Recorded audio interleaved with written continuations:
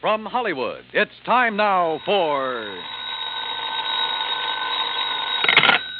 Johnny Dollar. Where have you been for the past 20 minutes? In the shower. For 20 minutes? Okay, so I'm a shiny dollar. So you... Oh. Who's that? Max Green at Assured Equity. Oh, hi, Max. What's on your mind? 7 years ago... Our fathers brought forth, but that doesn't answer my question. Johnny, you ever hear of the Meeks? New England family, stood away on the Mayflower, speak only to their money. That's the Meeks. What about them? No, not about them. It's about Mariah Meek and Lincoln's Gettysburg Address. She's lost her copy of it. Well, it shouldn't be hard to find her another one. That's where you're wrong, Johnny. Huh? It would be very hard. Might cost us $100,000. Bob Bailey in the exciting adventures of the man with the action-packed expense account. America's fabulous freelance insurance investigator. Yours truly, Johnny Dollar.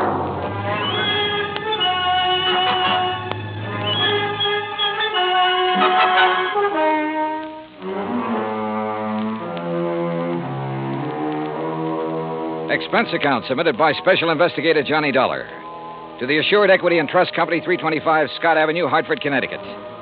The following is an account of expenses incurred during my investigation of the Meek Memorial matter. Expense account item 1, $1.90, cab from my apartment to Max Green's office. He was standing in a haze of cigar smoke, ashes on his vest, and a worried look on his face. Oh, good morning, Johnny. Oh, you want a cigar? Oh, no, thanks. Then sit up.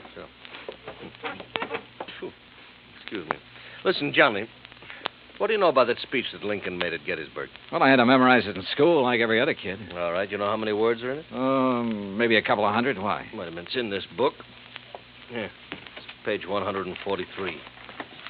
Speech is printed here exactly as Mr. Lincoln released it to the newspapers after the Gettysburg Address. You find it? Yeah, but now what do you... Okay. Total number of words, 268. Oh.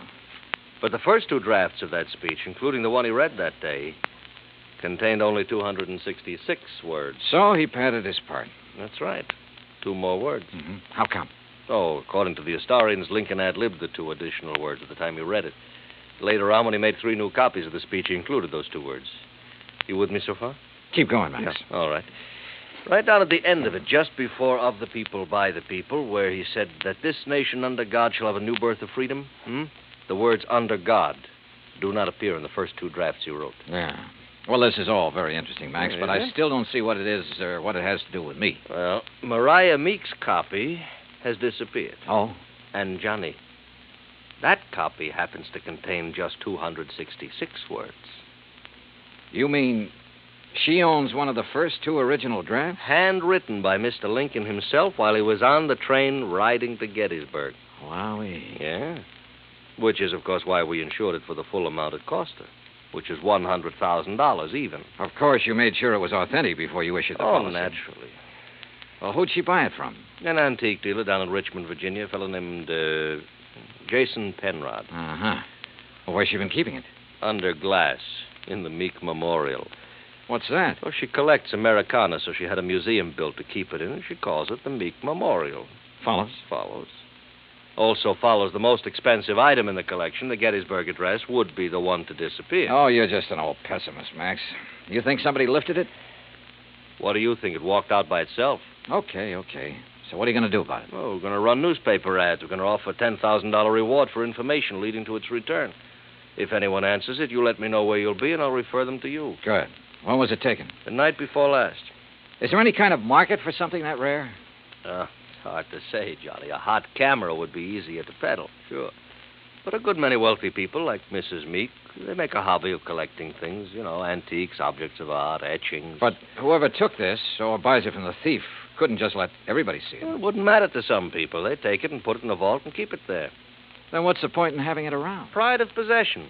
You got something no other collector could own. And, of course, it might not have really disappeared at all. You're thinking of fraud? $100,000 is a lot of cash.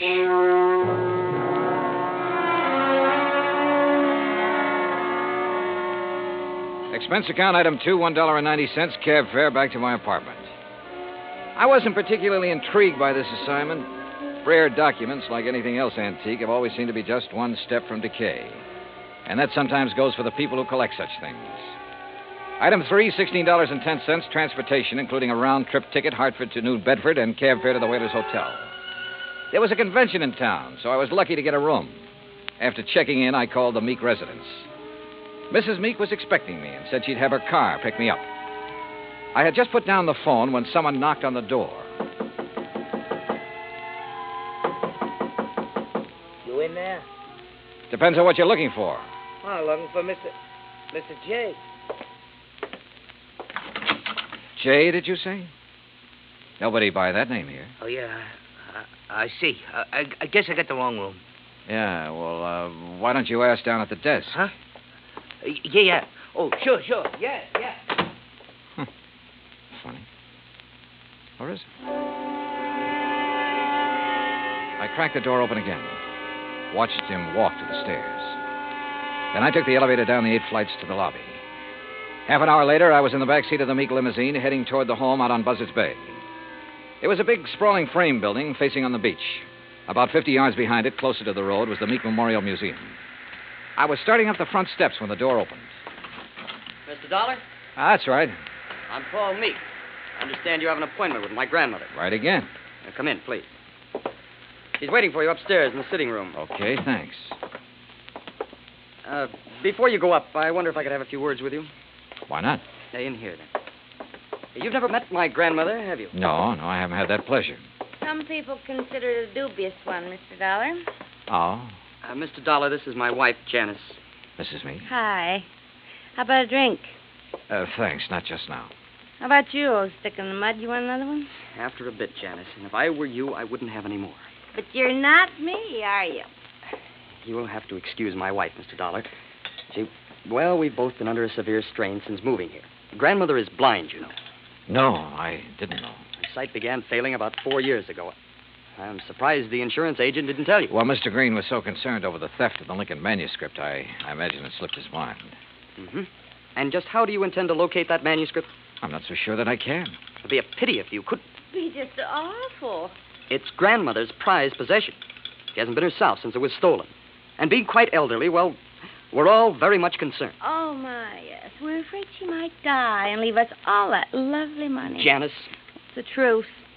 You see, Paul and I don't have any money of our own, Mr. Dollar. We'll never have any until she does die. Instead of giving it to us now while we're young, you know what she does with it? Spends it buying junk for that silly old museum. Now, look. That's gratitude, isn't it? I bathe her, feed her rubber feet, and do all her dirty work. Janice, you've said quite enough. Mr. Dollar isn't interested in our personal problems. Oh, sick in the mud. All right. I'll be in the den if you want me. And that's the funniest thing I've said all day. If you want me. I'm sorry. She doesn't mean half of what she says. That's grandmother's signal. Then hadn't we better go up? Yes, we'd better.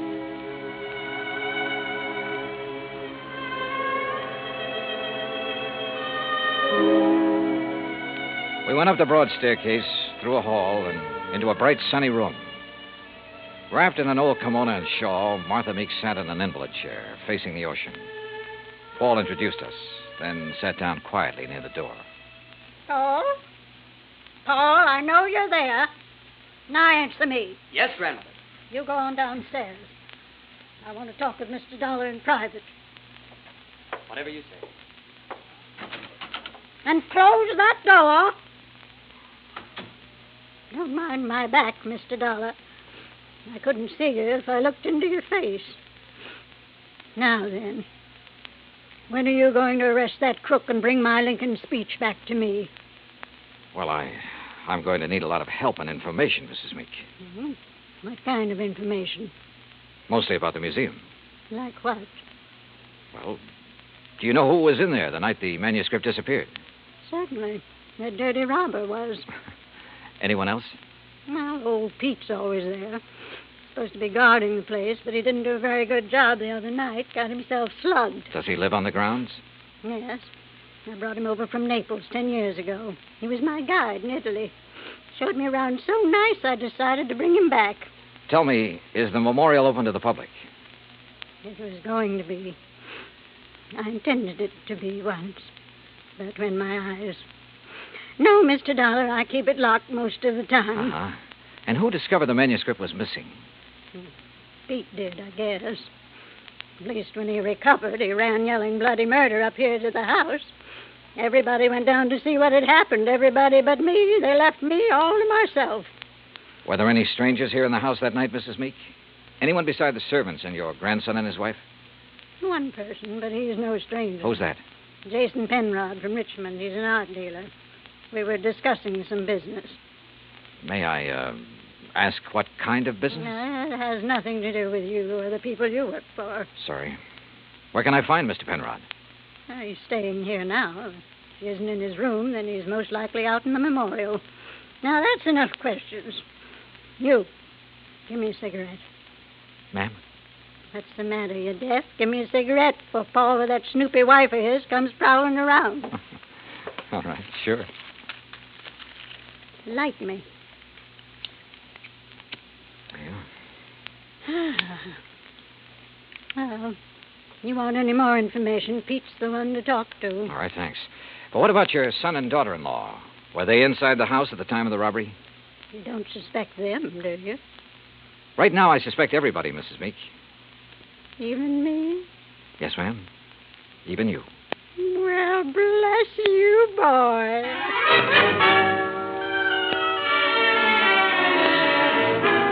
I found Pete Vesuvio trimming the shrubbery just outside the memorial building.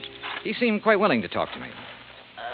How you say what happened to me, mister? I'm hit out? Knocked out, Pete. Si, senor. And because of this, I do not see anything. Nothing at all, huh? Please, mister, do not use the insult. I am American citizen, first papers. And because of the kindness of my patron, I will soon be second papers.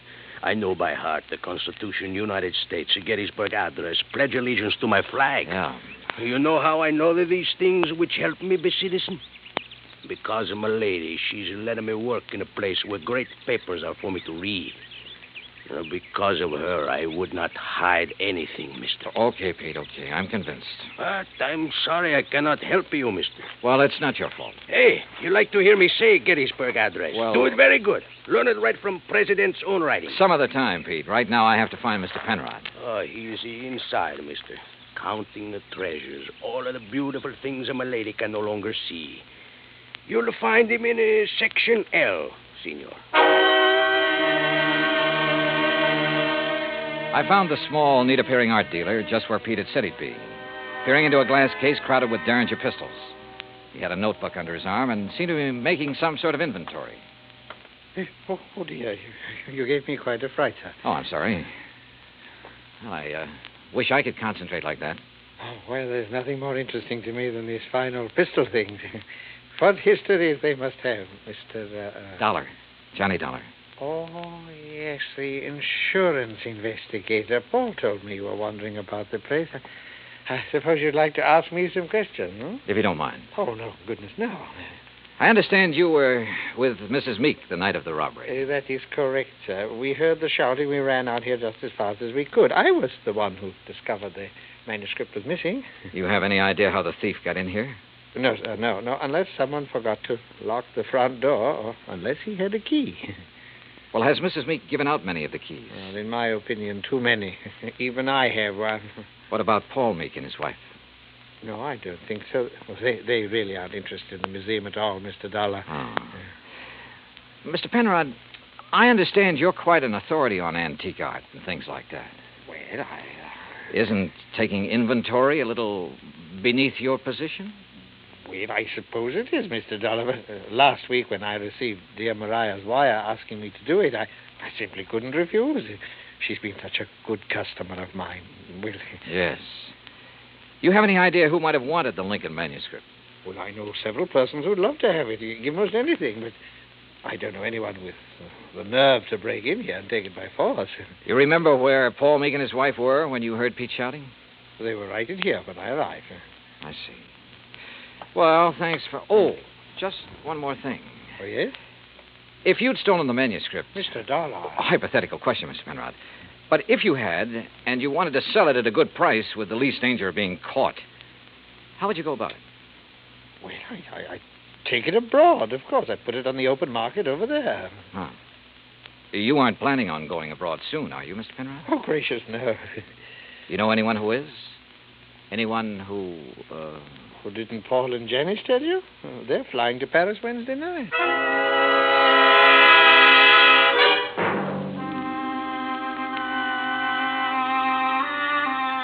I left the memorial and walked back to the house.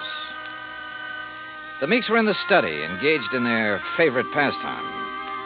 When I told them what the art dealer had said, Paul set down his glass long enough to confirm the fact that they did have reservations and insisted that he had a logical explanation for not having told me of those plans earlier. Very logical explanation, Mr. Dollar. Let me handle this, Janice, please. Sure. Drink, Johnny? Now, first I want to hear that explanation, if you don't mind, Paul. Of course I don't mind. Janice and me, we're fed up. Why didn't you tell me about the plane reservations? Well, why should I have? I'm not even sure I'm going to use them. Oh? Grandmother's upset enough over losing that manuscript. Something else might... Well, anyhow, if the manuscript doesn't turn up within 48 hours, we're canceling our trip. Oh, no, please. Sorry, Janice, but that's the way it's got to be. She did it. What do you mean? It's an act, don't you see? Jason Penrod told her we were going to leave, so she had him hide the manuscript. And now this thing about her being so upset and having such a weak heart. It's an act to keep her precious darling boy tied to her apron strings. I don't believe that. Well, just wait. You will. Anything else, Dollar? What does a trip to Paris cost, Paul? Well, it's not inexpensive. Your wife was complaining about being so broke.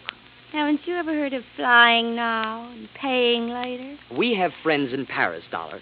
It won't cost as much to live once we get there. And we'll worry about paying for our ticket when we get back. Any other questions, Mr. Snooper? Yeah. Later. It was after 7 when I finally got back to my hotel room. I ordered a drink and tried to make some kind of sense out of the information I'd gathered during the day. But it all added up to 0. I called Hartford and asked Max Green to look into the Meek finances. Then I dressed for dinner. I was about to go downstairs when the phone rang. Johnny Dollar. Mr. Dollar, I was told to call you. Yeah? It's about the ad. The ad? In tonight's paper about something missing from a certain memorial. Go on. Well, I called Hartford Collect. They said to call you. Yeah, that's right. Who is this? My name's not important, Dollar, but that 10 grand reward is. You think you can earn it? You meet me tonight, you'll see. Where? In the alley behind the Bourne Whaling Museum. Be there at 9:30 and be alone. You got it? Yeah, I got it. Expense account item 4, 85 cents cab fare from my hotel to the Bourne Whaling Museum. I don't like wandering around dark alleys at night, alone in a strange town. It isn't the best way to stay alive. But at 9:29, I passed the old whaling museum and started down the alley. It was dark, no moon, and it was very quiet. I was about 20 yards in from the street when I saw him, curled up in a ball like he had a stomachache. Only he didn't. Because somebody had made him very dead. I struck a match and turned him over. I'd only seen him once before, but I didn't have any trouble remembering where it had been. Right after I'd checked in, he'd knocked on my hotel room door. By mistake. At least that's what he'd said. After giving a statement to the local police who identified him, I went back to my hotel. Evening, Mr. Dollar. Yeah, say, look, I know it's probably against all your rules, but who had my room just before I checked in? Oh, I couldn't disclose that information, sir. Sorry. Oh, well, so am I. It'd mean a lot for me to know. Maybe even $5 worth. Well, Well, sir, if it's that important. Thank you. Now, let's see here. Yes, here it is. Can you read his signature, Mr. Dollar? Yeah, thanks. Just fine. The name I'd seen scrawled on the hotel register wasn't important now. At least not without something more to back it up. There was no law against checking out of a hotel, but there was a law against murder, if it could be proven. And that would be hard to do without finding a motive. So I went back to the Meek house to look for it. I paid off the taxi, that's item 5, and started up the front steps. Oh, hi, Johnny. I thought it might be you. That's so? Mm-hmm. I hope you aren't mad at me for the things I said today. No, not at all. I've been a very bad girl. But everything's going to be all right now. It is. Mm-hmm. Or haven't you heard? Heard what? about dear old grandmother. She's had a real bad stroke. Isn't expected to live. You, aren't a bit sorry, are you? Would you be, if you were me? Dollar, you mind coming up here? No, not a bit, Paul. I'm trying to reach you at your hotel. Thank goodness you've come here. Did Janice tell you? Yeah. How is she? Bad. Doctor's given up. Says it's only a matter of hours. She told me to send for you, Mr. Dollar. Oh? I don't know why. I've never been able to figure out a lot of things she did. All right, where is she? In there. Old Pete's with her, but go on in. Thanks. We take increased devotion to that cause for which they here gave her the last... Who is it? Oh, it's Mr. Dollar, my lady.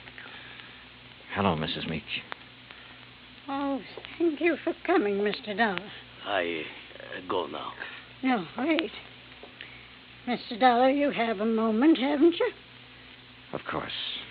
I promised Pete the last time I visited the museum. I promised I'd let him recite some of the things he's learned while working there. Haven't been able to keep that promise till now. Go on, Pete. Please. Yes, my lady. They here gave her the last full measure of devotion. That we here highly resolve that these dead shall not have died in vain. That this nation under God shall have a new birth of freedom. And that the government of the people, by the people, for the people, shall not perish from the earth. Thank you. That was wonderful. Thank you, my lady. Now I go.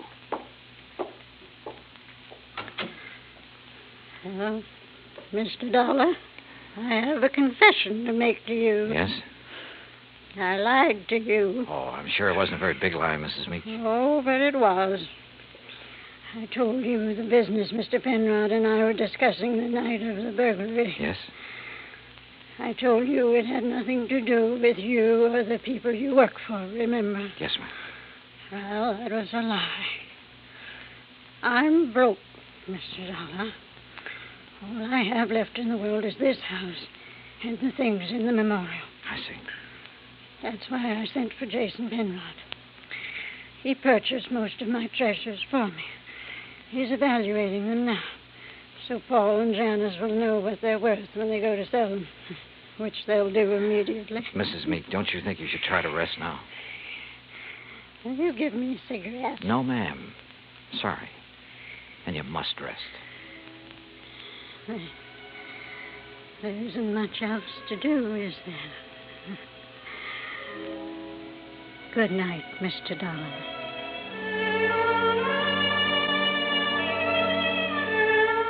Outside in the hall, Paul and Janice Meek were talking quietly to Jason Penrod. Off in the corner, standing with his back to the others, was Pete Vesuvio. Mr. Dollar, is she... She's resting quietly. Oh, Dio grazie. Why did you lie to me, Pete? What? I never lied to nobody. Who say I did? I say you did. You're crazy, mister. What lie I tell you? You said you learned the Gettysburg Address right from Mr. Lincoln's own writing in the museum. That's no lie. What's the matter? You don't believe that, mister? I believe you, Pete. But I just had to be sure. Come on, let's join the others, shall we? See. Well, good evening, Mr. Dollar. Mr. Penrod? Tell you any of the family secrets, Johnny? Not too many. You learn anything in there you didn't know before? Yeah? I know which one of you stole the Lincoln manuscript. One of us? Why, you're crazy, Dollar. We were all in the house at the time it happened. That's right. But one of you hired a little man named Leo Jones to do your dirty work. Jones called me earlier this evening. He was going to tell me which one of you it was. Evidently, he didn't like the deal he was getting. What was he doing, Penrod? Trying to blackmail you? What are you talking about? I don't know any Leo Jones. Then why did he come around to my hotel room this morning? The same room you just checked out of. Well, that doesn't mean a thing. I imagine several persons have been to that room today. Sure, but they're still alive. Now, let's get to the phony Lincoln manuscript. Phony manuscript? It wasn't phony, Mr. Dollar. Wasn't it? Well, you correct me if I'm wrong, Penrod. After Mrs. Meek purchased one of the first two drafts of Mr. Lincoln's Gettysburg Address, she started losing her sight. When she closed the museum to the public, you saw a chance to make yourself another $100,000 sale. So you switched copies of the manuscript, replacing that draft with one containing the words, "Under God." which isn't worth anything close to $100,000. What do you mean, Dollar? All right, let me quote. That this nation, under God, shall have a new birth of freedom, and so on. What? The phrase, under God, was not in the manuscript he sold your grandmother, but it was in the copy old Pete has been studying in the museum. Right, Mr. Penrod? All of you stay right where you are. You get what Jones got. Mr. Dollar. He won't go far, Pete. But I am the guard. The lady will want me to stop him. Pete, come back here. Keep away from me, you Hey! Oh, Come on. oh. You tell the lady I am a better guard now. Much better. See, senor? Yes, Pete. I did good. You did fine.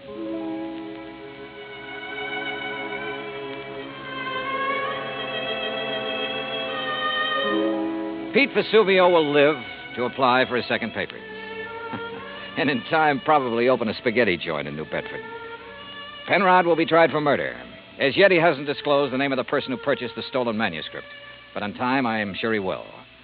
As for the Meeks, well, Mariah passed on later that night. But as she said, there was nothing left for her but to rest. Expense account total, including hotel and numerous incidentals, $98.30. Yours truly, Johnny Dollar.